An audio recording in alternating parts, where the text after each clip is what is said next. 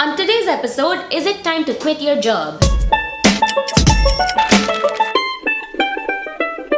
Dang it. Heyo, it's the 9 to 5 Misfits back again to help you crush unemployment and find success on your own terms, you glorious Gryffindor. It's Misfit month, so last week we talked about how to deal when you first get laid off, and today we're talking about how to know when it's the right time to quit your job and what to take into consideration. And this is something that I've had a lot of experience with, so I can confidently say there's a right and a wrong way to do it. So first up, when is the right time to quit? Number one, it's affecting your physical and mental health. Okay, I get it. A workplace will never be a stress-free environment. There's always gonna be stuff you don't wanna do. But think about it. If you spend 8 to 10 hours a day, 5 days a week at work, that's a huge chunk of your life. So if the work you're doing is negatively impacting your physical or mental health and your company or you can't do anything to get rid of that problem, it's time to rethink that job, company, or career path. Number two, negative imposter syndrome. Of course, there's a positive kind where you feel like a fish out of water, but you're super motivated to make sure you do well. But then there's the negative kind where you just feel like you're in the wrong habitat. There's no way to thrive in this environment because you feel like you can't be yourself, you can't use your natural skills or abilities. And what's worse, you have no drive or willingness to actually do better. You feel inferior and incompetent in every situation, and at some point you just give up because you feel like it's just a matter of time before I get fired. Number three, toxic work environment. Maybe you're part of a sinking ship, whether that's the industry or the company. In that setting, people that are on the top are under a lot of pressure, and that has a negative cascading effect on the rest. Or maybe you just have crazy workplace politics. It could also be something as serious as workplace harassment, sexual harassment, and verbal abuse from your boss or co-workers. If there's nothing you or your company can do, it's time to skedaddle, baby. Number four, no more scope for growth. You may be at a company that doesn't have a structured career advancement plan or a time frame for promotions or pay raises. It could also be that you have certain skills that just aren't being tapped and you just feel underutilized. It sucks knowing that you're capable of more, but the opportunities just aren't there. If challenging, inspiring work is something that you really want, take your talents elsewhere that actually foster growth. Number five, personal reasons. Sometimes you just have to be brutally honest with yourself. Not everybody's built the same. We all have different values and priorities. Maybe you have a physical or mental disability and your job just makes it worse. Maybe you want to be home to take care of a loved one. Maybe you gotta relocate for your spouse's job. Maybe you love the environment and you're in a job that's like killing it.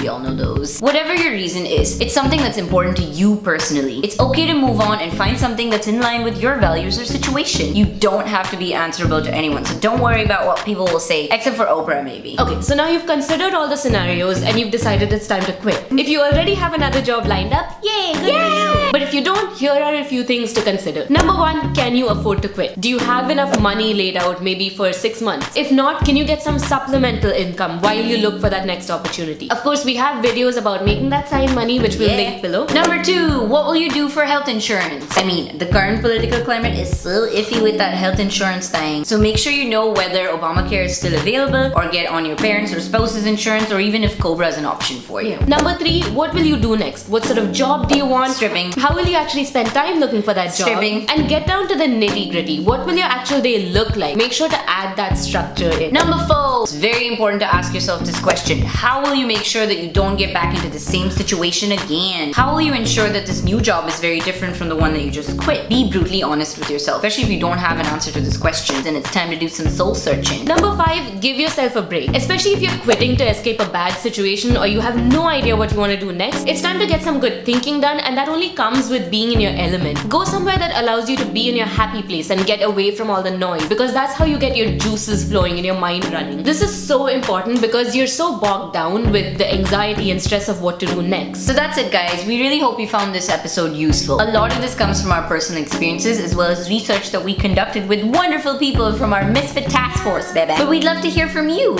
Did you quit your job and how'd you go about doing that? Let us know in the comments below. Be sure to tune in Thursday for our Getting Real segment. Otherwise, we'll see you next Tuesday with a brand new 5-minute hack. Bye!